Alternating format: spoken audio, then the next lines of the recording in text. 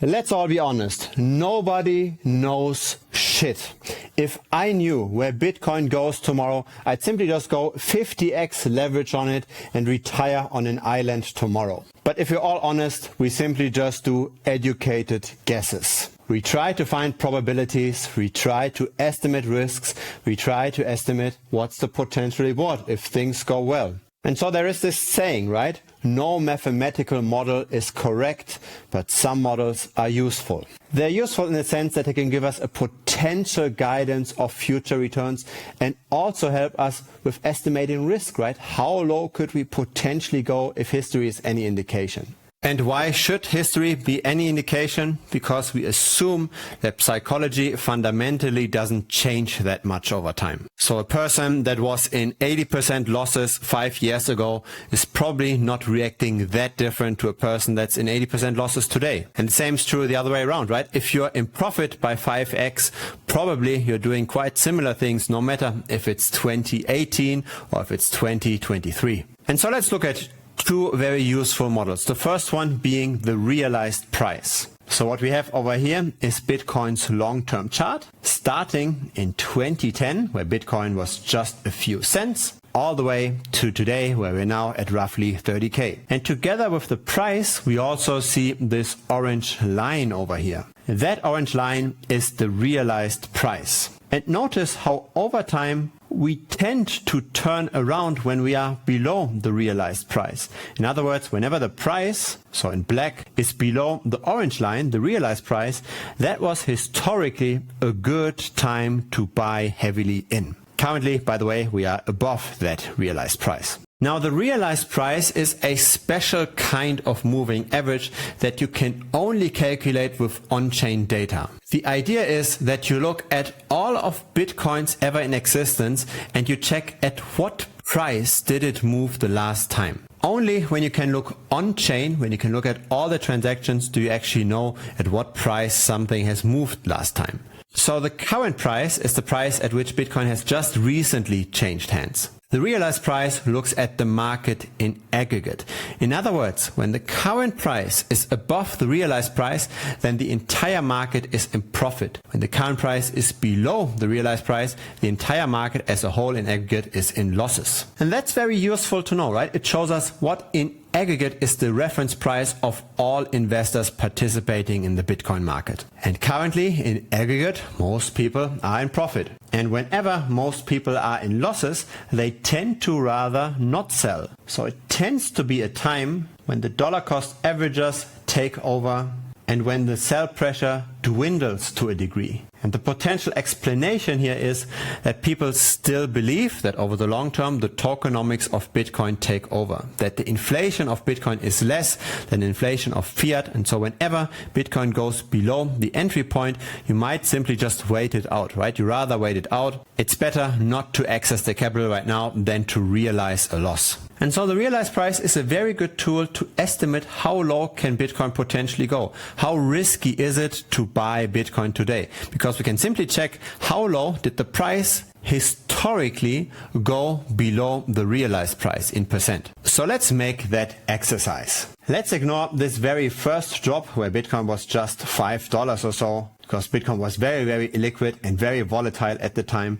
Let's start with the collapse after Mt. Gox and Silk Road. So the bear market in 2015. Let's go all the way to today. Here on January 14, 2015, we had the price at $199 and the realized price at $312. 199 divided by 312 minus 1 is a price of 36% below the realized price. Then let's have a look at 2019 or 2018 rather. Here we had the price at 3,237 and the realized price at 4,613. Minus 1 gives us a price of roughly 30% below the realized price. The COVID crash seems to be not that deep below the realized price, but let's look at FTX. Let's look at the recent crash. Over here we are looking at $20,906 in realized price and $15,916 in the actual price, which shows us a drop of 24% roughly below the realized price. So we see that the magnitude from bear market to bear market below the realized price tends to decline.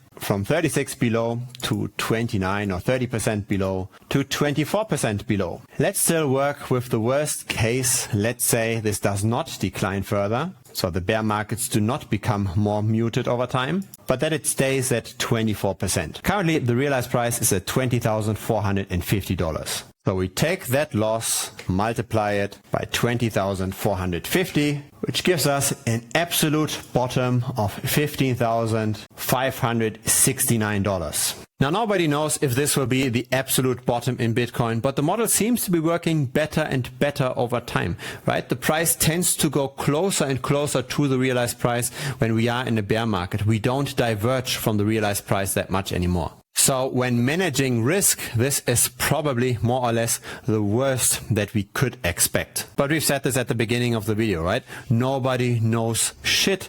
Nobody knows if we are going to drop or rise from here. This is simply just, historically speaking, using a model that I personally find quite useful, the potential bottom or the worst case scenario. So we've got the risk established. What's the potential gain? And here I like to look at a modified version of the coin days destroyed metric. So when you're holding Bitcoin, you're accumulating coin days. And once you transfer the Bitcoin, that's when you destroy the coin days.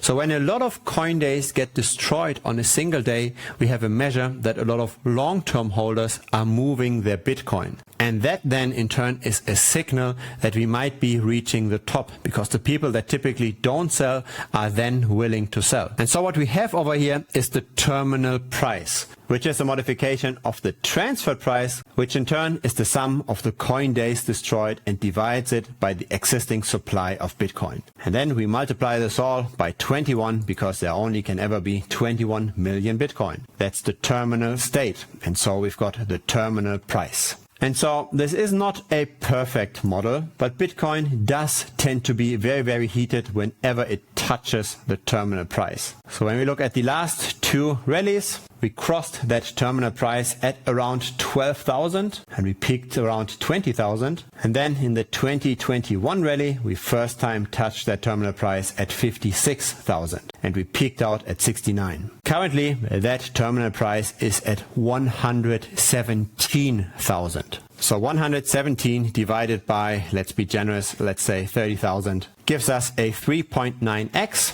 or a 290% gain. And looking at the 15K as the potential floor, when looking at the worst case, you've got a roughly 50% potential drop. So the potential risk is minus 50%. The potential reward, if things go well, is plus 290%. Now, whether or not you think Bitcoin is a good long-term hold depends now on what scenario you think is more likely to play out, or what probability you give to both scenarios. If you give the worst case a 50% chance and the best case a 50% chance, then of course buying Bitcoin has a positive expected value. Expected value as the statistical measure, right? If you buy now and you would throw the dice often enough, what do you think will come out if you had this game for often enough? If you think it's much more likely that we are going down from here and there's only maybe a 20% chance that Bitcoin goes up, then of course it is a harder sell. I'm of course biased. This is the Bitcoin Strategy channel. I hold a lot of Bitcoin for the long term, and that's because I think the tokenomics of Bitcoin are great. There's not a lot of inflation in Bitcoin, especially relative to fiat, but also we see long-term adoption growing. The number of wallets that hold at least one Bitcoin, for example, is steadily increasing. So that's the orange line in this chart. Addresses with a balance of at least one Bitcoin. It's currently at 1.01 million. And it is creeping up very, very steadily. Feel free to give this a like in case you found this useful. And consider subscribing as well. There's also a Telegram group, the Bitcoin Strategy channel. Simply search for this within the Telegram app or click the link down below. And there's the premium membership at thebitcoinstrategy.com, where I share my personal approaches to generate more performance on just buying and holding Bitcoin, and where there's a lot of educational content as well. See you on the next one. Bye bye.